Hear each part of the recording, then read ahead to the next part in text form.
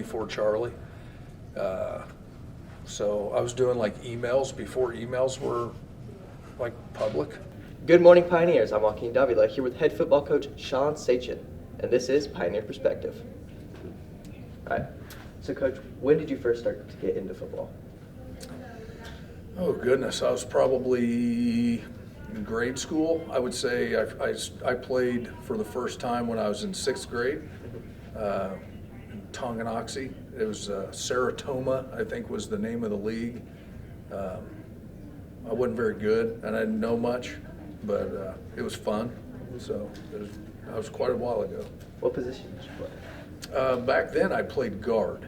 I was I guess I wasn't like the fastest guy in the world, and they tried to find somewhere for me to play, so I played guard. And then as I got older, I guess I got faster. So I moved from guard to running back and linebacker once I got to high school. So. And did you get All-State at high school? Oh gosh, no. I was average. I think I was maybe a second team all-league guy or something like that, but I wasn't as good as some of the guys that I've coached. I know that. Fair. And then what got you into coaching? So after I left high school and I went to college, and then I didn't do so well in college for my first semester.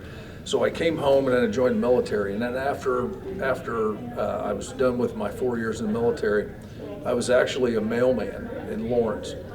And you're driving home, you don't have anything to do on a Friday, and you see the Friday Night Lights. And I went and watched a game between my alma mater, which is Pleasant Ridge. They played Eudora, and I was just watching. I missed it so much. And then at that time, I lived in Wellsville, Kansas, small school, and they were really good. And I went and watched them play, and I'm like, man, I really miss, the sport, and it just kind of sparked a little bit of an interest.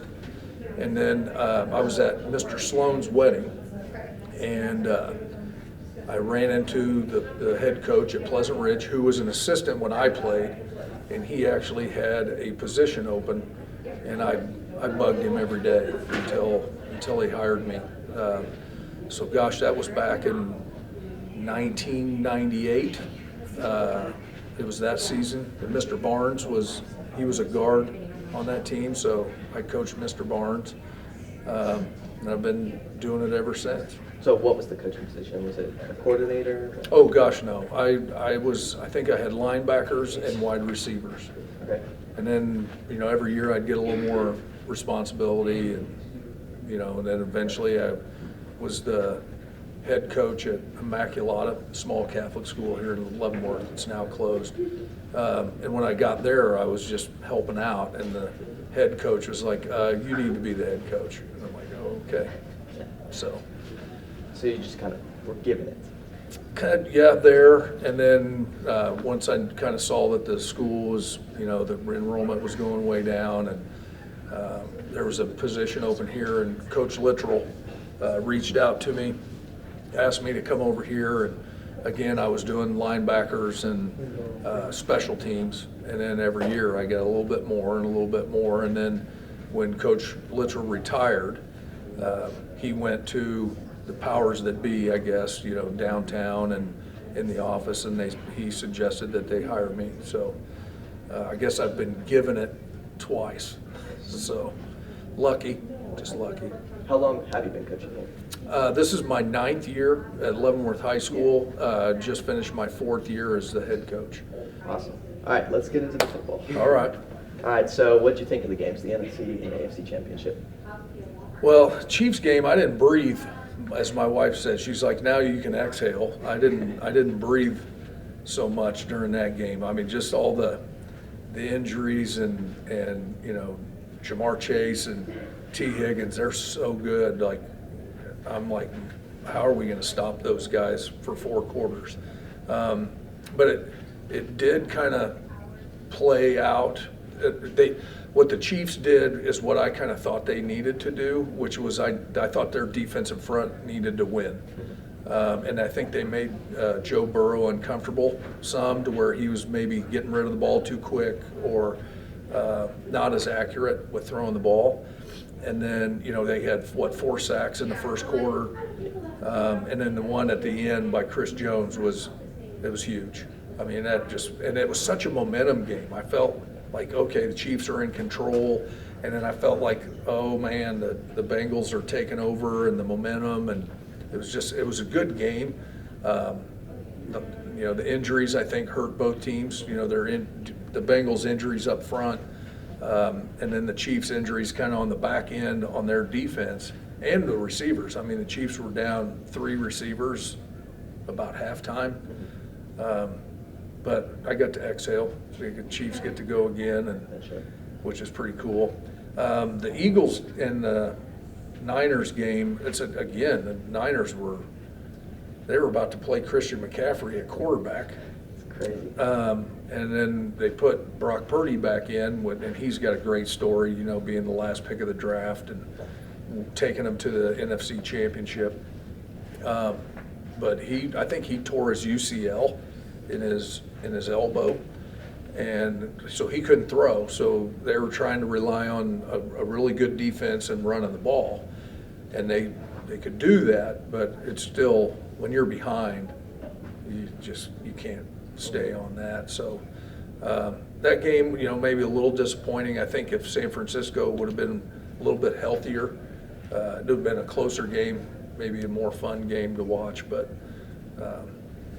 that's part of the game. Injuries are part of the game. So, do you think injuries are going to affect the actual Super Bowl? I know Patrick Mahomes isn't feeling. They could. They've got 2 weeks, so we're hoping that Mahomes will get a little bit of his elusivity or whatever, like his ability to evade pass rushers and get out of the pocket and do the things that Mahomes does.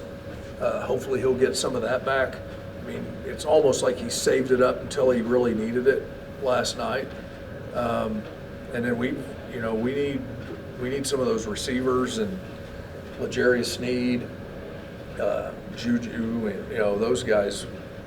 We're going to need those guys. We're going to need to be at full strength, because they said last night that the Eagles started the same 22 guys that they started in Week 1. So they're pretty healthy right now. Now I know Jalen Hurts' shoulder is a little banged up, but I mean, they ran him. They had a series where it felt like he was the only guy running the ball, and he's pretty dangerous too. So yeah, we're going to need to heal up a little bit, and you never know what Andy Reid might pull out of his hat. So there were some interesting plays last night. Yeah, like they tried to run like the hook and ladder. I actually had a parent say, "Hey, they're running your play," because we ran that play against Spring Hill. And I said, "Oh yeah, I sent it to Andy, run that." But so you were the mastermind behind that? Oh yeah. Nobody else has ever run that play ever. But yeah, I think he'll have some things up his sleeve, get creative or whatever. But so you hope the Chiefs win. Do you think they're going to win? What do you think, Super Bowl prediction wise? I'll tell you, like, I think you said it, like, I do hope that they win. I just think that the task of the Eagles are really good, and they're really balanced. They're so good defensively. I think they're like number 1 or number 2 against the run, or just overall defensively. They can run the ball. Jalen Hurts is, pretty dynamic. And you kicking for us, you saw what a dynamic quarterback can do, where if you don't account for him, they'll hurt you. And they've got 2 receivers kind of like the Bengals do. Like, they've got A.J. Brown and Devontae Smith, I think his name is, the Alabama kid. And then, they're running. Miles Sanders had a good year this year. I think they just set the record for the most rushing touchdowns in a season with 39. And the Chiefs had like no running game yesterday, which worries me a little bit. So yeah, while I'm hopeful that the Chiefs will find a way like they did last night, beating the Eagles is going to be pretty tough. I'd probably say that they're the favorite. I'm not going to pick them to win, but I think Chiefs are going to have to play their A+ game, and the Eagles might have to play down a little bit. And Tom Brady always said, it's not who the best team is, it's who the best team is that day. And so you never know. Turnovers are a thing, and we got a couple last night, and special teams. We had a big return by Sky Moore last night, and that kind of put us in the position for Patrick to get the first down, and then the penalty, and then the kicker, right? They were right at the edge of where his limit was, I guess, last night with the wind and the cold. So he hit it. Yeah, he did. That was pretty fun. I was like, You can breathe now. Yeah, we can breathe. That's what my wife said last night. Said you can breathe. So, but I just think it's cool. 5 years in a row. I lived through the years when. So I was born in 1972. So the Chiefs had already been 2 and 1. They've been to 2 and won a Super Bowl. So they had never been in your lifetime. In my lifetime. Now they had been to the AFC Championship game a couple times, but they fell short. And now it's 5 years in a row. And I think they'll be there again as long as they got number 15. They've got a chance. But it's cool. But I think we get a little greedy as Chiefs, like understanding just the run that we're on. It's pretty special. And just to be in that conversation and have the opportunity is pretty cool. Now, I'm as greedy as everybody right now. Like, we're here now, might as well win it. Yeah. So we'll see what happens. We got Excited? 2 weeks. We got 2 weeks to everybody listen to everybody talk about it. All the pundits or whatever they say. The people on ESPN and Fox Sports and all those guys. They'll be talking about it for 2 weeks. So